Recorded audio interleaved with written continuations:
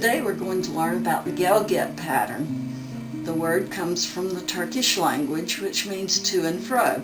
So today you're going to see me drawing to and fro on the marbling tray. I would like for you to have your 1-inch rake handy, and because that'll be the main tool that we use today. So let's get started. Applying your paints on the surface is always the best thing. I'm first doing a random dropping pattern of my colors. A little surfactant may help the yellow spread a little bit faster. I always like to give it just a minute too if I see it moving slow. Next, I'll choose a blue-green. Yes.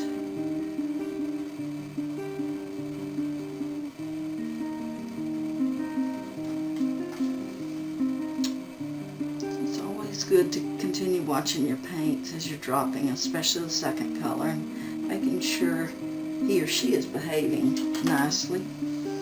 And then I need one more color. I would like a red, sort of a traditional primary color design.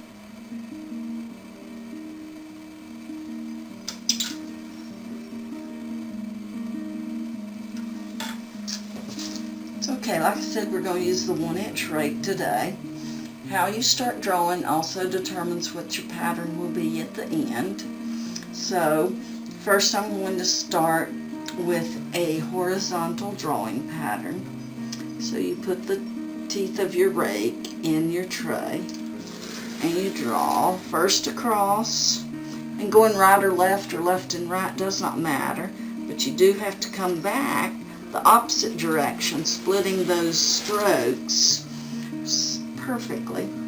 Then I'm going to do a top to bottom draw, and that creates your Gelgit.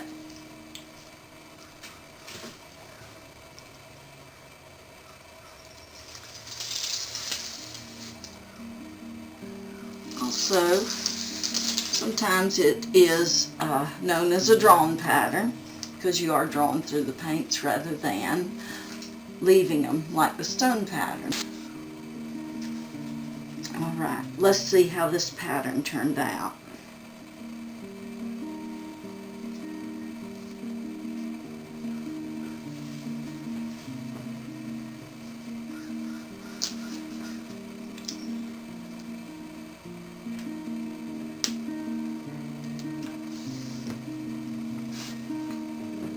Alrighty, look at that, the pink and the yellow and the blue-green. After a quick rinse, that was spectacular. Now, I'm going to show you what it looks like as a horizontal. I also am going to drop my paints in a very specific way and manner. So I'm going to start and drop them down the middle and then fill up each side. And once you see this, for this design, you'll say, wow. So, on the sides of your tray, you want to determine how many drops to drop straight down the middle vertically. And then you're going to go on either side with another color. Kind of overlaps that edge slightly and keeps expanding.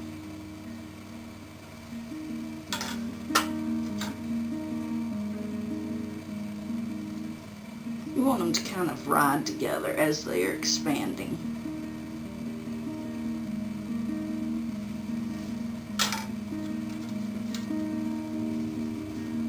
Next, a little yellow.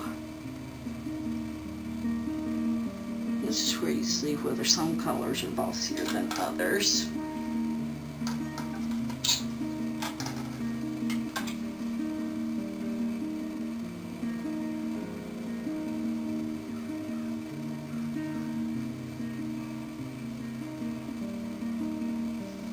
can keep adding more colors.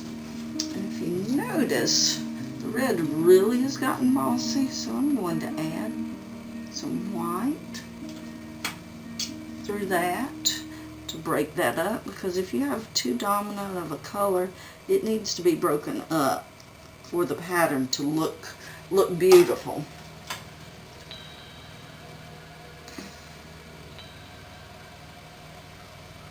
Okay, I'm adding one last color on each side.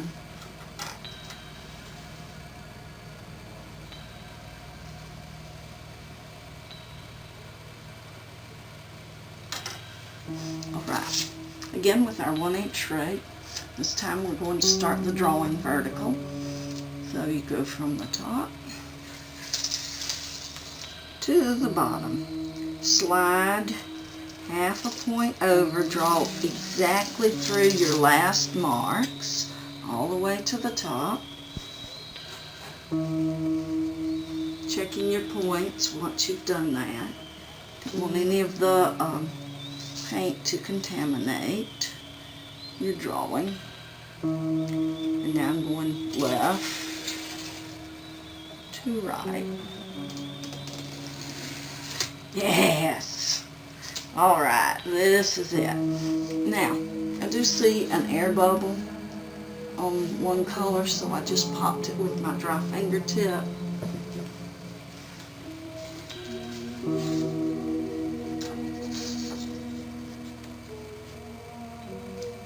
Lay it down carefully, slowly. It's a slow process. Just be patient.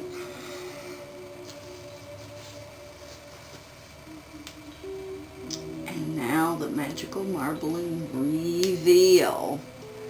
Oh yes.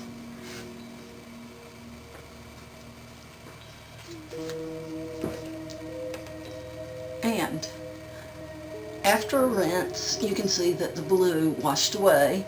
Sometimes that tells you that you need a little more surfactant in your paint so that you will use less. Okay, let's try that dropping pattern and draw it the opposite way so that it ends up and becomes a vertical design. Let's see how the paint dropping affects the final design. So I'm going to start with purple.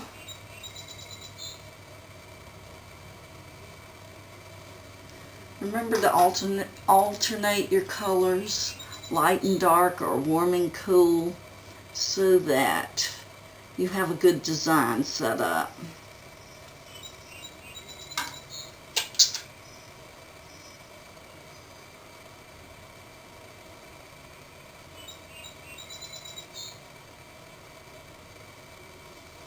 Well, that's looking nice.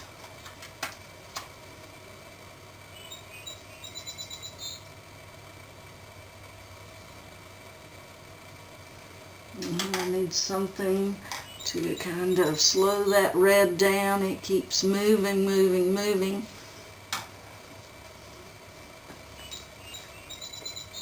Always stop if you see a problem and take care of it before a lot of that paint gets sunk or pushed around.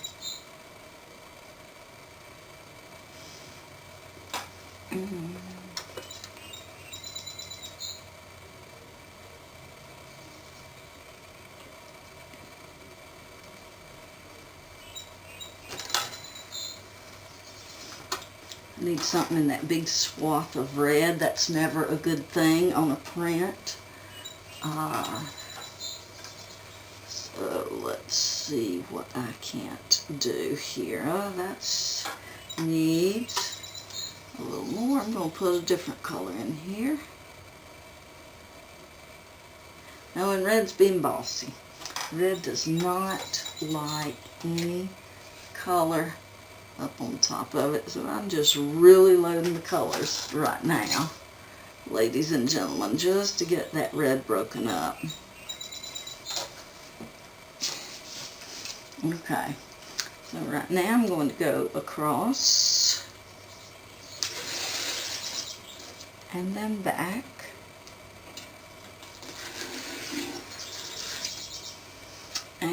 top to bottom so that we can see how this paint dropping pattern affects the design.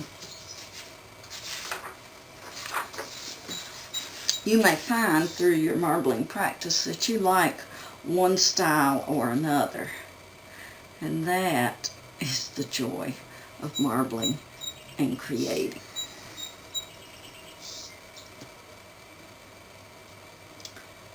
And that reveal, ooh, I think I may have salvaged this. A lot of the blue has been running, but after a quick rinse we will look. And the rinse helped reveal the colors.